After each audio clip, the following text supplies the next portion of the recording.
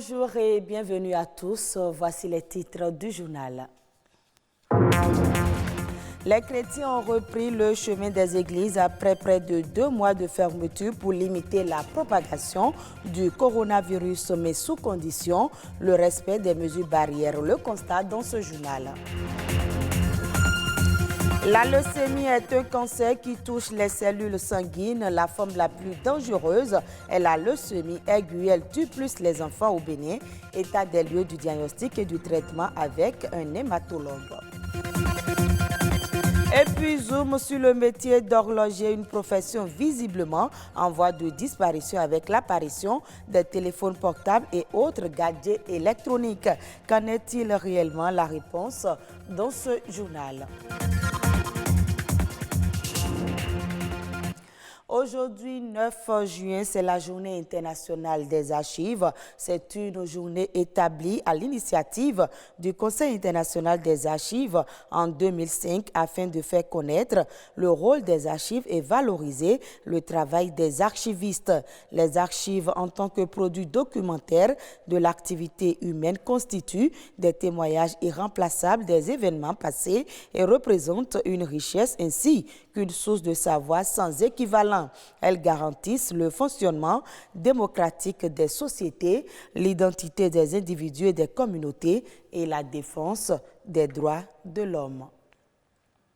Depuis ce 2 juillet, les lieux de culte ont rouvert les portes aux fidèles après 2 lunes entières de fermeture. Ce dimanche, bonjour la communion fraternelle. Dans les églises, les chrétiens retrouvent le chemin des lieux de culte, mais quittes du respect des gestes barrières et des mesures imposées par le gouvernement.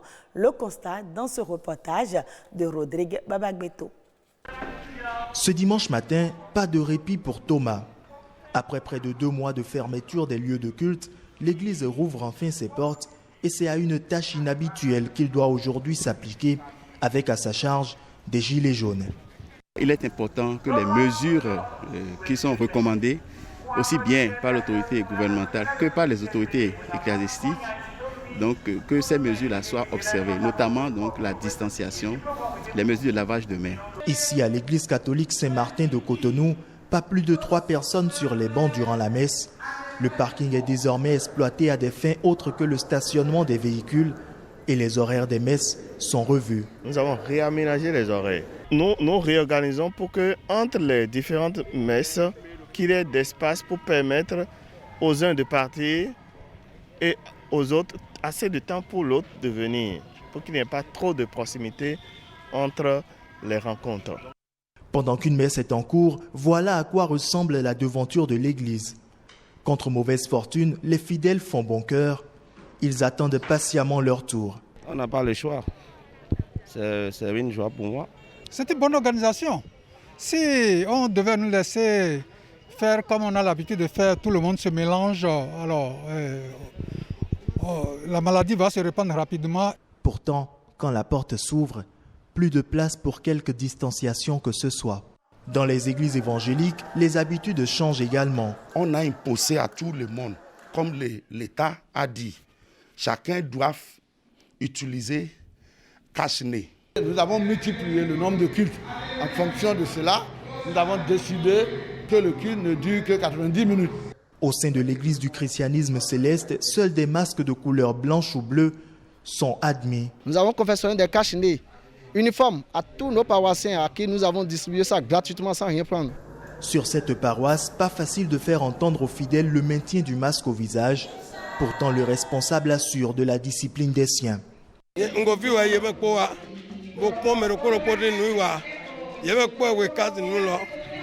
Désinfecter régulièrement les lieux de culte est l'une des conditions exigées par le gouvernement. Mais pour ce premier jour, difficile de l'appliquer. Si on doit nettoyer chaque chaise, chaque banc, il faut alors compter au moins 2 à 3 heures de temps. Ce n'est pas facile puisque en fait, vous savez vous-même que les portes ont été fermées depuis de longs mois. C'est dur, c'est pénible pour nous.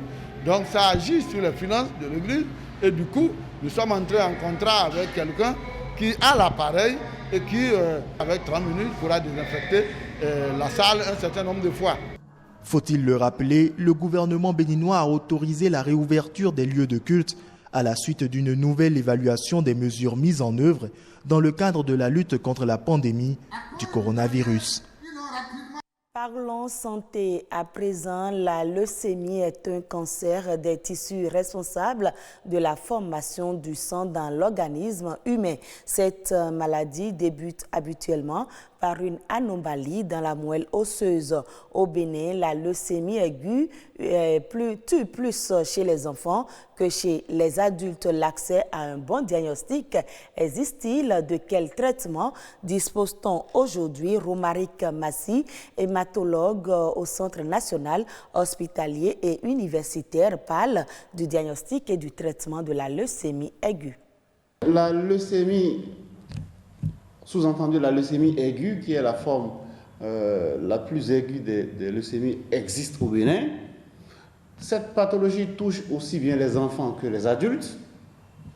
Il faut savoir qu'en matière de cancer des enfants, les leucémies aiguës représentent à peu près le tiers, 30 à 40% des cancers pédiatriques.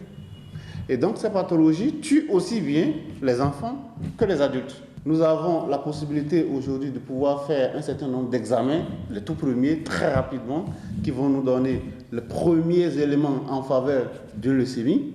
Les données que nous avons aujourd'hui sont des données du CNHU, notamment du service d'hématologie, où nous avons fait le premier point du semestre de 2019, le premier semestre de 2019, où nous étions déjà à 80 cas de cancer de sang globalement, dont 20 cas de cancer de sang pédiatrique, ce que nous appelons la leucémie aiguë. Lorsque vous faites le diagnostic de votre patient, vous avez des éléments pronostiques que vous allez rechercher, qui vont vous permettre de classer votre patient. Quand votre patient est classé, en fonction du type de pathologie qu'il a, il va pouvoir être traité par ce que nous appelons un protocole thérapeutique. Vous avez tout un investissement pour tout ce qui est la supportive care, parce que le patient va avoir besoin d'être traité pour des syndromes infectieux au cours de son traitement, donc il aura besoin d'un certain type d'antibiotiques qui sont suffisamment chers. Ce patient aura besoin d'une certaine nutrition au cours de son traitement. Il va falloir investir là-dedans. Ce patient aura besoin d'être transfusé, aussi bien en globules rouges qu'en plaquettes. Ça demande de l'investissement. Le traitement d'un cancer ne peut pas être l'apanage du patient à lui seul. C'est toute une organisation qui doit se mettre derrière ce patient-là et pouvoir l'aider à pouvoir vaincre ce cancer-là. D'années, on pouvait les voir exercer aisément leur métier à des coins de rue. De nos jours, il est rare de croiser des réparateurs de montres. En effet, plusieurs personnes n'éprouvent plus le besoin de faire réparer leur horloge ou pendule avec l'apparition des téléphones portables et autres gadgets. Une situation dommageable pour ceux qui exercent le métier réparation de montres, un métier en voie de disparition. C'est un reportage signé François d'Assise Amonsiouan et Rodrigue Blondoumain. L'avenir des réparateurs de montres, communément appelés horlogers, est sombre au Bénin. Avec le développement des technologies de l'information et de la communication, certains métiers, jadis très en vogue dans nos sociétés, sont en voie de disparition. C'est le cas de ceux qui donnent une seconde vie aux montres, horloges et pendules. J'ai une montre à la maison, mais je ne l'ai pas fait réparer à cause des dépenses. Si je veux consulter l'heure, date, je regarde sur mon portable. La télévision et le téléphone portable ont fait que le business ne marche plus. La plupart des montres portées aujourd'hui n'ont pas la bonne heure ou ne marchent même pas. On les porte plus pour des besoins esthétiques que de nécessité. La clientèle s'amenuise donc au fil des années. Du coup, beaucoup de réparateurs de montres se reconvertissent. Avec l'apparition du téléphone portable, certains sont devenus conducteurs de taxi-moto. Et pourtant, l'apprentissage du métier s'étale sur plusieurs années et exige une concentration minutieuse. C'est plus que ce que vous dites. J'ai fait 5 ans au moins. 5 ans. 7 ans. J'ai fait 7 ans en apprentissage. Le métier est dur. surtout avec la finesse des objets. Il faut être vif d'esprit.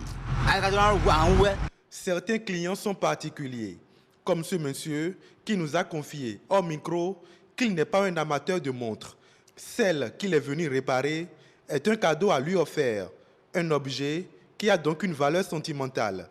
Mais malgré toutes ces difficultés, certains arrivent à joindre les deux bouts et subvenir aux besoins de leur famille. Pas question pour eux que le métier disparaisse. Je remercie Dieu, je trouve ce qui peut me suffire.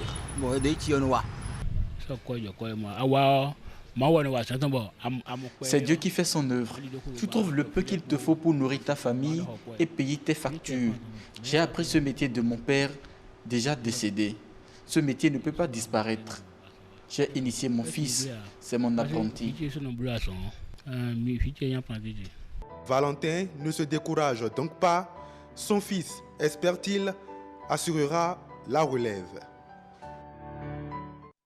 Suivons à présent les autres faits marquants de l'actualité nationale. La Nation en bref, c'est une compilation réalisée par Rodrigue Babagbeto.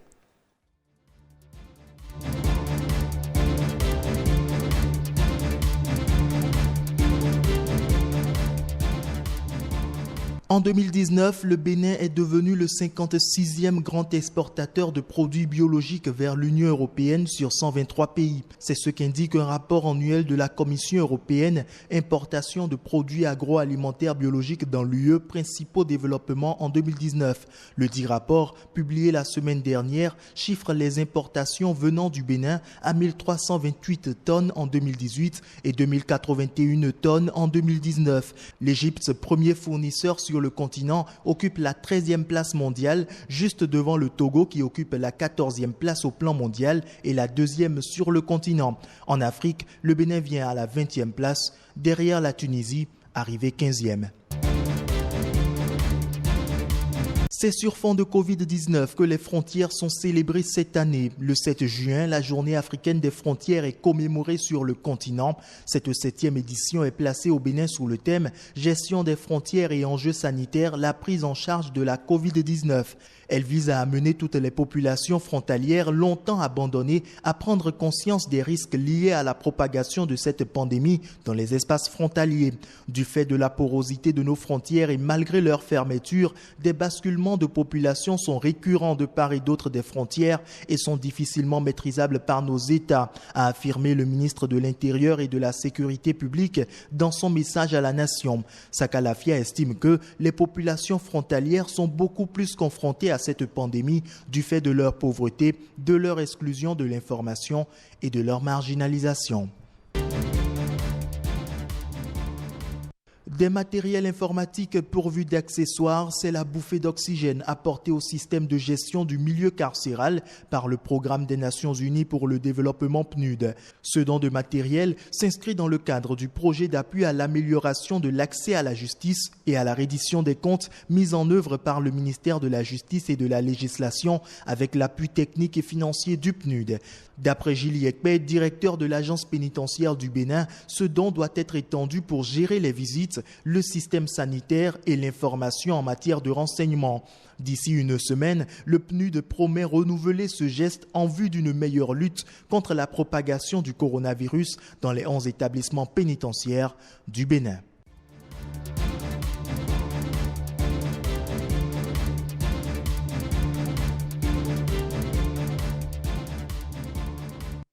Du Bénin, le Togo lève 21 milliards de francs CFA sur le marché des titres publics de l'UEMOA d'une maturité d'1 an. L'opération s'est soldée par la mobilisation de 25,31 milliards de francs CFA pour une requête initiale de 20 milliards de francs CFA, soit un taux de couverture de 131,5%. Selon UEMOA Titres, cette performance permet au pays de confirmer son statut de bon émetteur acquis depuis janvier 2020. L'opération s'inscrit dans le cadre de l'exécution du programme d'émission de titres publics du Togo et est en conformité avec la stratégie à moyen et long terme de gestion de la dette.